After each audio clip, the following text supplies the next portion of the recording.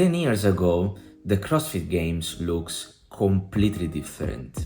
The venue was different, the qualification system was different, the prize money was different.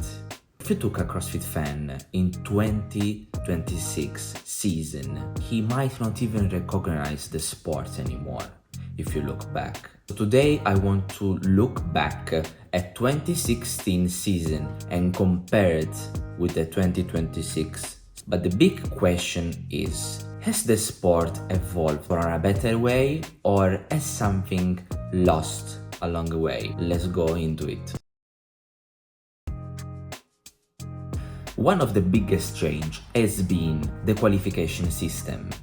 Back in 2016, simply you start with the open. If you were good enough, you were going to the regional stage. If you were good enough, you were earning your ticket for the game. That was it. And everyone was understanding right what needs to be done to actually qualify for it. Open were exciting, the athletes were ready for that, and the regional were becoming the most iconic moment of the year. Every weekend it was feeling like you had a mini CrossFit Games, and that was special. Crowds were packed, atmosphere was electric. Fast forward to 2026 system, it looks like more complicated than before. Obviously, as usual, you start with the open, and if you qualified on a range, which the year change, and from CrossFit, these need to be clear. Qualified for the quarterfinals, good enough, you go to the semifinals, and then you go with the CrossFit Games ticket. How the system of the semifinals work, actually register for some in-person semifinals directly, or otherwise you can only go and do the semifinals online. This is already a big difference because everyone was fighting each other next to each other back in the past, and that was feeling special because really when you are on the competition floor and you have right next to you an athlete which you are giving your best to earn the ticket, you have an extra push. The mentality change. It's something that you cannot replicate anymore if you do that online. Obviously, go through the judge process, which you need to be reviewed and the standard must be followed. You might be biased for that. After 2 weeks or 3 weeks is not good enough because we don't know actually how the judgment is acting to the video. Maybe there are athletes more than others, and hopefully this is not the case of the CrossFit because I still believe healthy of this sport. This the difference from the qualification system between 2016 and 2026. It is. For me, 2016 was special. And you let me know, are you team regional or semifinals? Another massive change, it is where the games were held. In 2016, the games were held in Carson, California. Fans was CrossFit, was the home of CrossFit. So that stadium, was CrossFit season. Most of the legend from there, Rich Froning, Fraser, and Davis Dutter, so on. The venue became part of the identity of that sport. Is that we have gone through a lot of changes as per for the stadium, and to Madison last year were in Albany. To be honest with you, for me the best venue it was Madison. I really like it, and hopefully the games will be back there one day. Today, in 2026, games will be held in San Jose, California. Location brought something different, Some of the people loves Madison. They still believe that Carson it is the house of CrossFit. I think that the constant changes hard for the CrossFit Games to build an iconic around that single location. I think that of changes build a feeling, iconic feeling, the location himself. Same time, going around bring these sports a different audience. Now let's talk about the athletes, the difference between them, which doesn't look like, but there are difference between them actually. So back in 2016, obviously we're entering in the Matt Fraser era. We're going through that phase where men division was like dominated from Matt Fraser. Obviously before it was always a race head-to-head with Rich Froning, iconic and legend of this sport. For Matt Fraser, at the time, nobody knew he was about to dominate the era. In 2016, he won first CrossFit Games. Nobody knew was going to be the greatest for this sport. Women's side, there was Catherine Davis-Daughter being the champion. It was only one. There were many others like Samantha Briggs, Sigmund Datters, others. They were very competitive. Sport wasn't developed.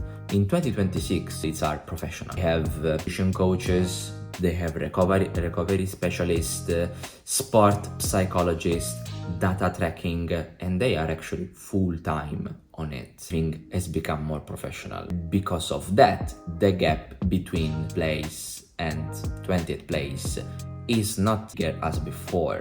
One mistake cost you places, a lot of places on the leaderboard. That's how competitive field has become. This is something that surprised a lot of people. Back in 2016, the prize money was $3 million. At the time, it felt massive. Besides, money didn't grow. Actually, it went deeper down. It was growing very quickly, and the sport seemed unstoppable. Many people was expecting to see the money growing for the years. These didn't actually happen. Nowadays, we saw a lot of changes over the business strategy, changing on sponsorship, and the problem that CrossFit goes through the past few years. And despite that, it became fitter than ever. So the question is, how actually an athlete becoming more fitter, becoming more professional, can earn less money than before? Athletes doesn't only earn money from the CrossFit Games. There are a bunch of sponsorship, you get a lot of money from that. Obviously, still something that you can question about. Difference between European athletes and the USA athletes are in terms of sponsorship, in terms of earning money from that. Nowadays, actually, you can earn money even only participating to that spot. The amount of money, it changes depending on your leaderboard position, but you get actually money from that. Workouts themselves have changed a lot as well.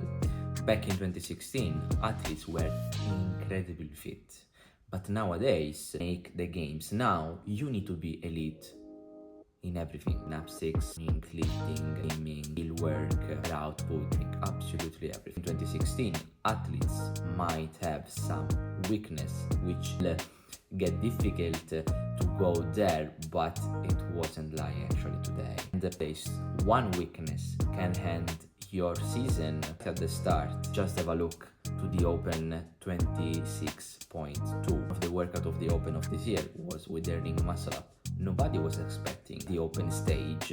We usually have, yes, there are actually bar muscle up, which is much more easier than a ring to achieve. The sport has become demanding than ever. Today, qualifying for the games, it is incredibly harder than 10 years ago.